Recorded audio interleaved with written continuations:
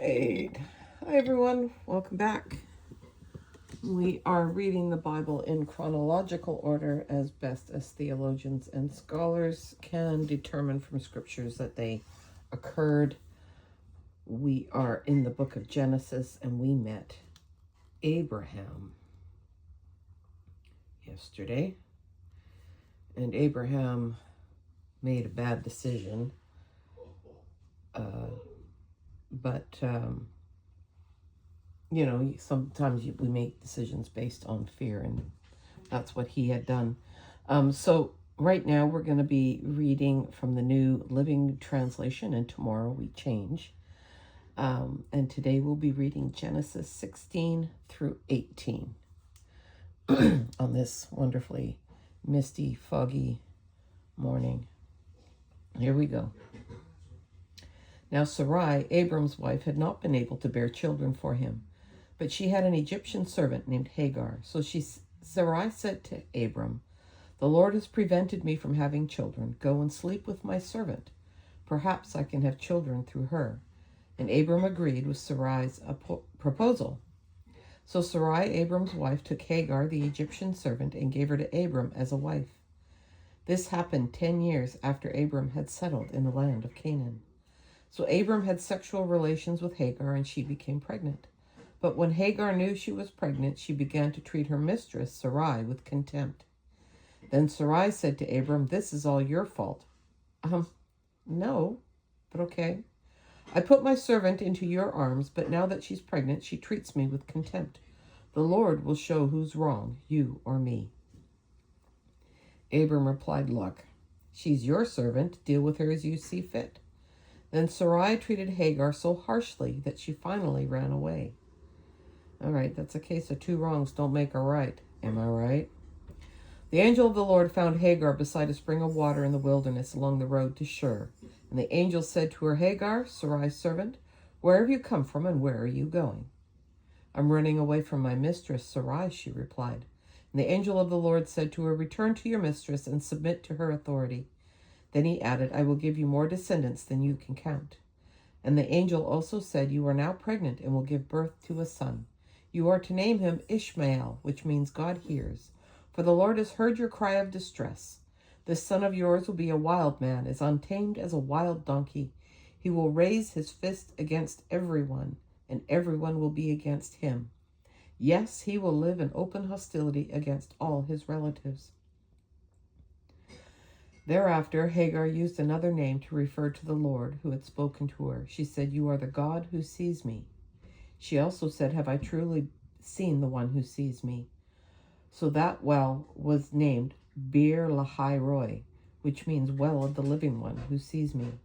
It can still be found between Kadesh and Bered. So Hagar gave Abram a son, and Abram named him Ishmael. Abram was 86 years old when Ishmael was born. When Abram was 99 years old, the Lord appeared to him and said, "I am El Shaddai, God Almighty. Serve me faithfully and live a blameless life. I will make a covenant with you by which I will guarantee to give you countless descendants." At this, Abram fell face down on the ground. Then God said to him, "This is my covenant with you. I will make you the father of a multitude of nations. What's more, I'm changing your name. It will no longer be Abram. Instead, you will be called Abraham, for you will be the father of many nations. I will make you extremely fruitful, and your descendants will become many nations, and kings will be among them. I will confirm my covenant with you and your descendants after you from generation to generation. This is the everlasting covenant. I will always be your God, the God of your descendants after you. And I will give the entire land of Canaan, where you now live as a foreigner, to you and your descendants. It will be their possession forever, and I will be their God." Then God said to Abraham, "Your responsibility is to obey the terms of the covenant. You and all your descendants have this continual responsibility. This is the covenant that you and your descendants must keep. Each male among you must be circumcised. You must cut off the flesh of your foreskin as a sign of the covenant between me and you. From generation to generation, every male child must be circumcised on the 8th day after his birth. This applies not only to members of your family, but also to the servants born in your household and the foreign-born servants whom you have purchased. All must be circumcised. Your bodies will bear the mark of my everlasting covenant. Any male who fails to be circumcised will be cut off from the covenant family for breaking the covenant." Then God said to Abraham, "Regarding Sarai, your wife, her name will no longer be Sarai. From now on, her name will be Sarah, and I will bless her and give you a son from her. Yes, I will bless her richly, and she will become the mother of many nations. Kings of nations will be among her descendants." Then Abraham bowed to the ground, but he laughed to himself in disbelief. "How could I become a father at the age of 100, he thought. "And how can Sarah have a baby when she is 90 years old?" So Abraham said to God, "May Ishmael live under your special blessing." But God replied, "No, Sarah, your wife, will give birth to a son for you.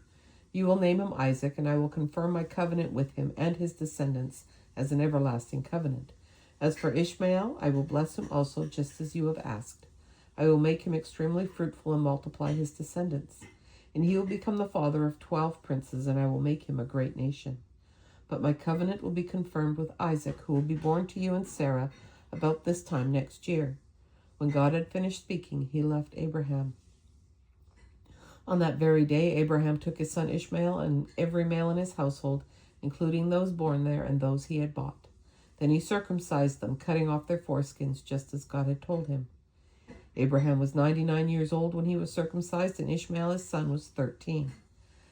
Both Abraham and his son Ishmael were circumcised on that same day, along with all the other men and boys of the household, whether they were born there or bought as servants.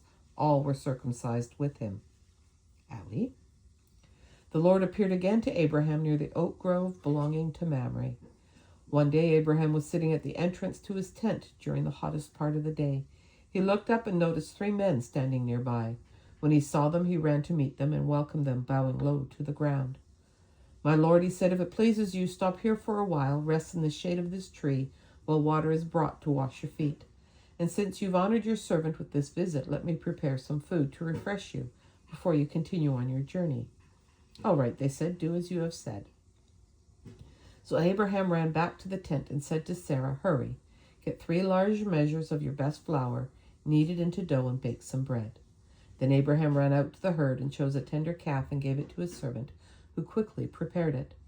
When the food was ready, Abraham took some yogurt and milk and the roasted meat, and he served it to the men. And as they ate, Abraham waited on them in the shade of the trees. "Where is Sarah, your wife?" the visitors asked. "She's inside the tent," Abraham replied. Then one of them said, "I will return to you about this time next year, and your wife Sarah will have a son." Sarah was listening to this conversation from the tent. Abraham and Sarah were both very old by this time, and Sarah was long past the age of having children. So she laughed silently to herself and said, "How could a worn-out woman like me enjoy such pleasure, especially when my master, my husband, is also so old?" Then the Lord said to Abraham, "Why did Sarah laugh? Why did she say, 'Can an old woman like me have a baby?' Is anything too hard for the Lord? I will return about this time next year, and Sarah will have a son." Sarah was afraid, so she denied it, saying, "I didn't laugh." But the Lord said, "No, you did laugh." Then the men got up from their meal and looked out towards Sodom. As they left, Abraham went with them to send them on their way. "Should I hide my plan from Abraham?" the Lord asked. "For Abraham will certainly become a great and mighty nation, and all the nations of the earth will be blessed through him. I have singled him out so that he will direct his sons and their families to keep the way of the Lord by doing what is right and just. Then I will do it for Abraham all that I have promised." So the Lord told Abraham, "I have heard a great outcry from Sodom and Gomorrah because their sin is so flagrant. I'm going down to see if their actions are as wicked as I have heard. If not, I want to know." The other men turned and headed toward Sodom, but the Lord remained with Abraham. And Abraham approached him, saying, "Will you sweep away both the righteous and the wicked? Suppose you find 50 righteous people living there in the city. Will you sweep it away, not to spare it for their sakes? Surely you wouldn't do such a thing, destroying the righteous along with the wicked. Why would you be treating the righteous and the wicked exactly the same? Surely you wouldn't do that. Should not the judge of all the earth do what is right?" And the Lord replied, "If I find 50 righteous people in Sodom, I will spare the entire city for their sake." Then Abraham spoke again, "Since I have begun, let me speak further to my Lord, even though I am but dust and ashes. Suppose there are only 45 righteous people rather than 50. Will you destroy the whole city for a lack of 5? And the Lord said, I will not destroy it if I find 45 righteous people there. Then Abraham pressed his request further. Suppose there are only 40. And the Lord replied, I will not destroy it for the sake of 40. Please don't be angry, my lord, Abraham pleaded. Let me speak. Suppose there's only 30 righteous people found. And the Lord replied, I will not destroy it if I find 30. Then Abraham said, since I have dared to speak to the Lord, let me continue. Suppose there are only 20. And the Lord replied, then I will not destroy it for the sake of the 20. And finally Abraham said, Lord, please don't be angry with me if I speak one more time. Suppose only 10 are found there. And the Lord replied, then I will not destroy it for the sake of the 10. When the Lord had finished his conversation with Abraham, he went on his way, and Abraham returned to his tent. And that, my friends, is our reading for today, January 17, 2026. Thanks for joining me. Hope to see you again tomorrow. Take care, and bye for now.